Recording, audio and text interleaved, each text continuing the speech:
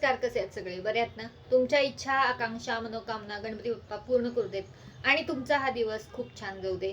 तर आज आपण ज्ञानेश्वर महाराजांचा अभंग बघणार आहोत आणि त्याचा अर्थही सुद्धा बघणार आहोत. तर आधी अभंग म्हणून दाखवते आणि त्याचा अर्थही सांगते. सुंदर सुंदर सुरेख ओतिले, परब्रह्म तेज फाकले, ते व्योमी व्योम सामावले, नयनी वो माय. कमळ नयन सुमन फाकले, त्या परिमळा आथिले, मकरंदी वो माय.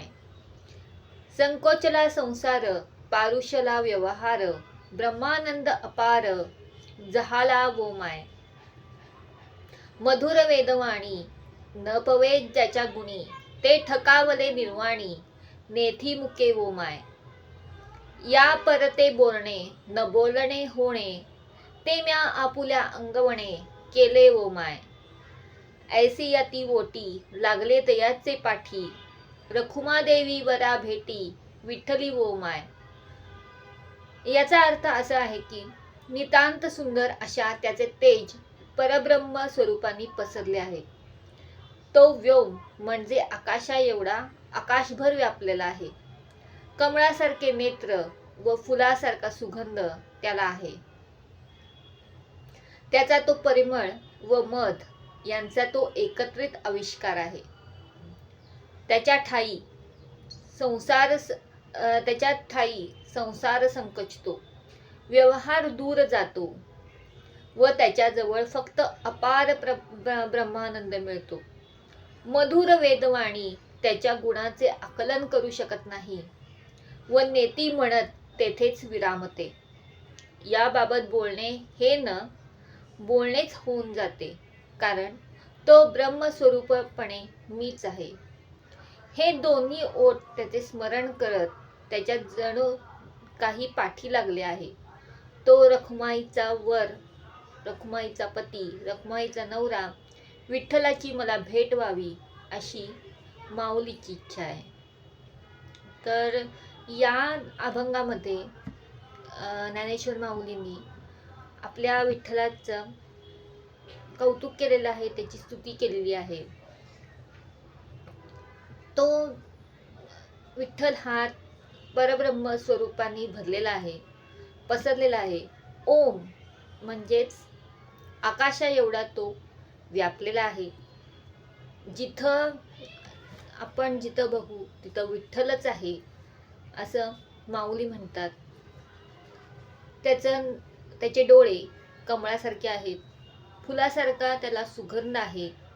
त्याचा तो परिमळ परिमळ म्हणजे त्याचा वास आणि मध एकत्रित असा एक आविष्कार आहे. त्याच्या ठाई म्हणजे त्याच्याजवळ संसार संकोचतो, म्हणजे पूर्ण जग संकोच करतं, व्यवहार पळून निघून जातो आणि त्याच्याजवळ फक्त ब्रह्मानंद म्हणजे आनंदच आपल्याला मिळतो असं ज्ञानेश्वर माऊली सांगतात. मधुर वेदवाणी त्याच्या गुणाचे आकलन करू शकत नाही.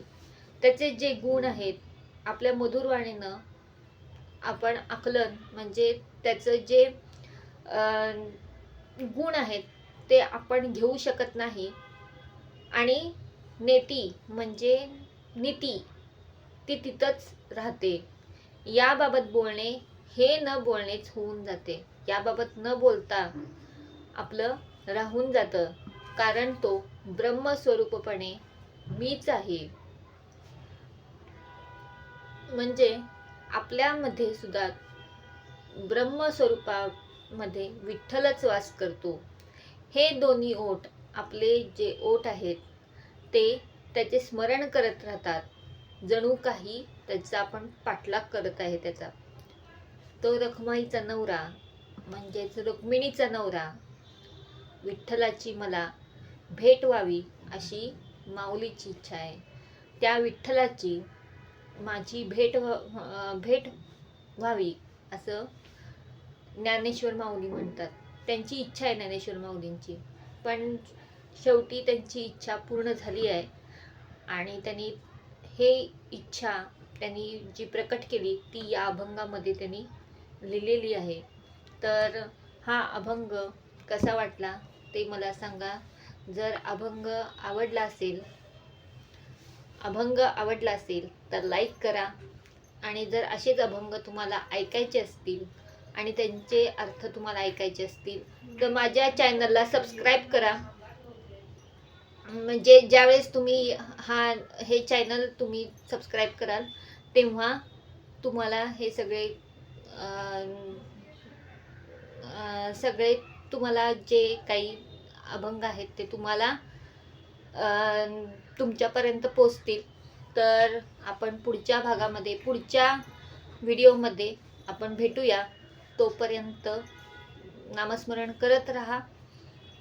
तर पुंडलिक वरदा हरी विठ्ठल, श्री ज्ञानदेव तुकाराम, पंढरीनाथ महाराज की जय.